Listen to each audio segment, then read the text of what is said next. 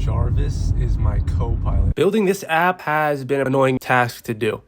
I'm using Swift here to pretty much establish a UI that will take in an objective, and that objective is to pretty much import MP3 files, keyword import, to the UI.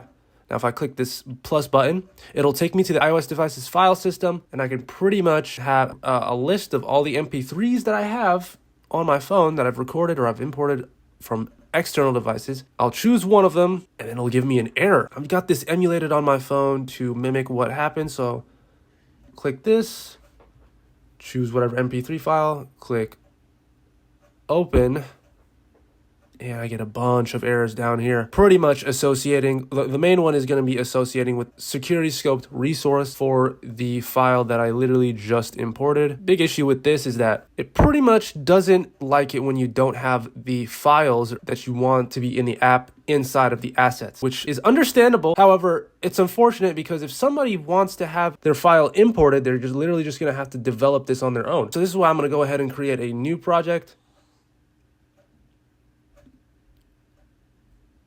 Do iOS app, yes. Next. So I'm just going to call it button config to configure music player to only one functionality. I don't want to mix it with other Bluetooth manager. I don't want to mix it with an audio player structure with a bunch of classes. Let's just start off simple. Product name, interface is going to be Swift UI, language is going to be Swift, and don't need any storage. It's going to be local. No, we don't need a Git repository. I mean, unless you want to. Put in the Xcode projects, create. Okay.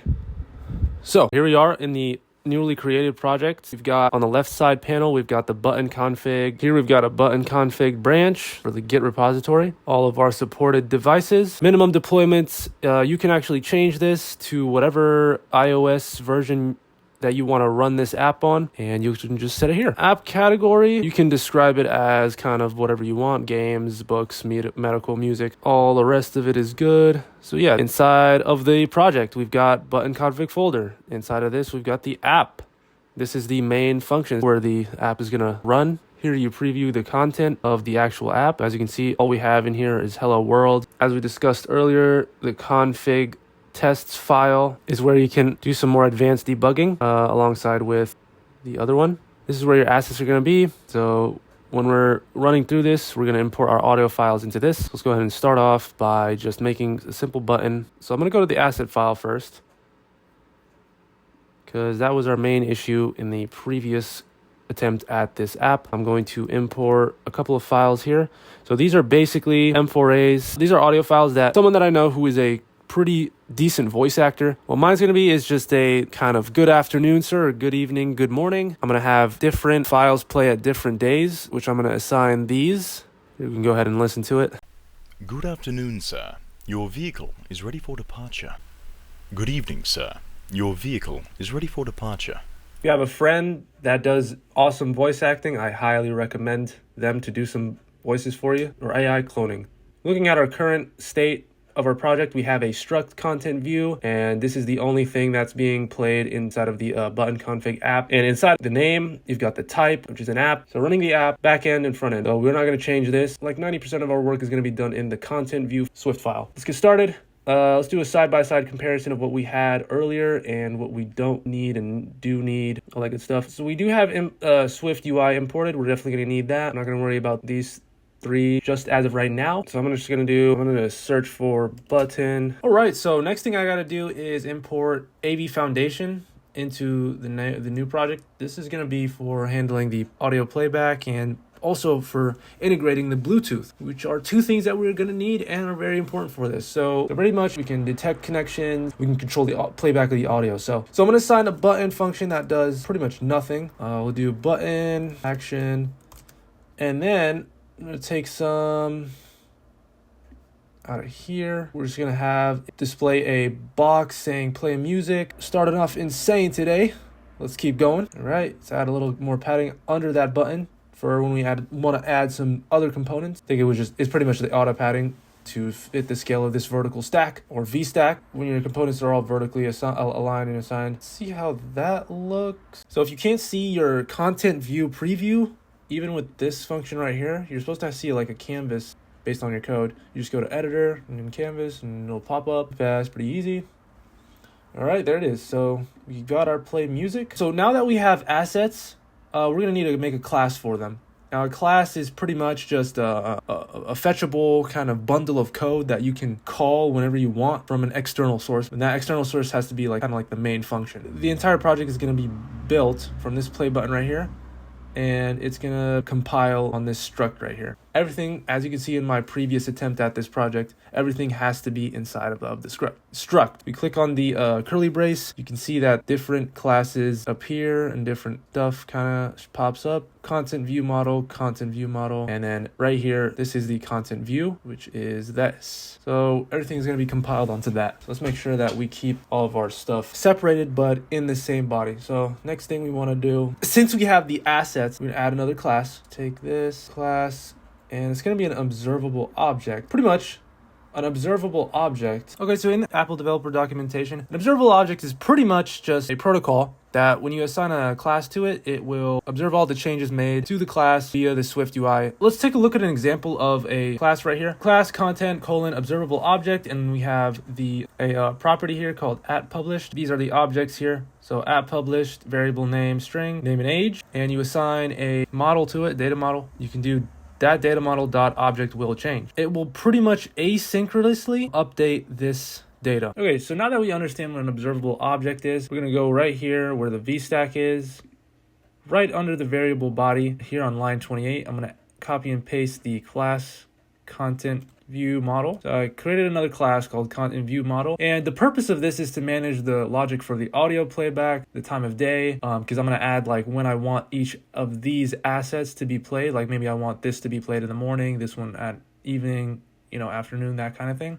So that's what I plan on doing for that. And it also will manage the Bluetooth connection state, whether it's connected or not. The model, so this is a data model class for the struct. Let's go ahead and add a curly brace. And in here, we're going to add the states. So we have @published, variable player, AV audio player, which is going to be off of the AV foundation. Then we've got the @published variable current time of day, which is just an empty string. We'll enter morning, afternoon, and we'll initialize these to be morning, afternoon, and evening. And if you take a look at this one is quite different than the rest of the states. I've got here variable BlueCon. I just named it short for Bluetooth connection, and it is set to a something called Bluetooth connection state equals to .pause. And now this has an error, so let's see what it says. It says cannot find type Bluetooth connection state in scope. What this means is that it doesn't know what the type of it is. If you've ever worked with TypeScript, you know exactly what I'm talking about. So we have to create enumerators and export them to the scope of this code. Basically what I'm talking about is outside of the struct content view. So if you click on this curly brace, outside of it, we're going to do this. So right here, I've got enumerator, Bluetooth connection state, which is right here. And we set cases to each of them. So the case is going to be two cases, pause and playing. So now that these published variables are set, we can go ahead and do init, initialize basically, curly brace, self dot current time of day, which is a property that we have already from right here. And we're going to set that equals to time of day. This is going to be the new name that we can call inside of the class, and it's referencing the class itself because it is in a state object orientation. So below this, we're going to do our variable time of day, type string.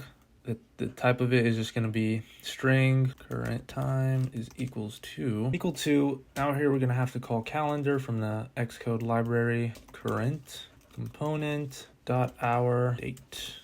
So this is going to fetch the current date of your iOS device. Start off with a conditional statement. So if hour 0 to hour 12 dot contains current time, curly brace, return the text morning. After that, you do else if it's not hour 0 to 12, you're going to do hour 12 to hour 18, like that. Turn afternoon. Below that, it's just an else statement. Don't need to put a condition because we already know the rest of the hours are 18 to 24. Just do else, return evening. Again, there's no conditional statement, so we don't need that. Now we're still inside of this class. So inside on line 46, do a new function called play sound. Let's call it play sound for time of day. Parentheses, curly brace, new variable, sound file name, pretty self-explanatory. It's assigned this string type. This is going to select which one to play. And this is going to be a switch case statement. Pretty much start off by doing switch time of day, which is this. It is in scope because we're in the same class, so we can call that a property. We can call that variable case morning right here. If the case is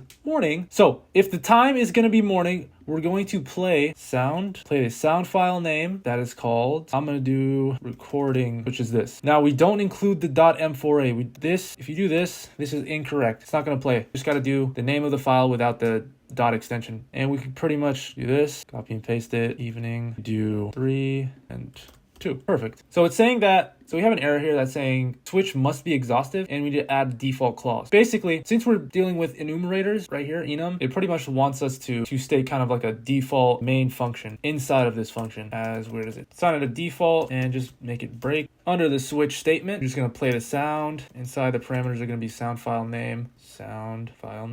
Okay, so one thing that we need to do is take into account that we're going to be running into some issues with the updates that this view model is going to get due to all of these states. What we need to do is basically add a wrapper, a property wrapper called state object, set that as a private variable, set it to content and declare a name, content view model, set that equals to the content view model class. And that'll do is pretty much just keep an eye on this and it'll kind of track it and persists its changes. Now in the VStack, you can do text, parentheses, double quotes, and this is pretty much to display like the current time of day, which will grab whatever string is from right here. Backslash, parentheses, content view model dot current time of day. And right there, you'll see current time of day is morning. Let's fix this up a bit. Let's do dot font, dot headline, so that I can make it a little bit bolder and add some padding on the bottom. Yeah, so in the next video, we'll add the play sound function and we'll also set up the audio session. See y'all in the next video.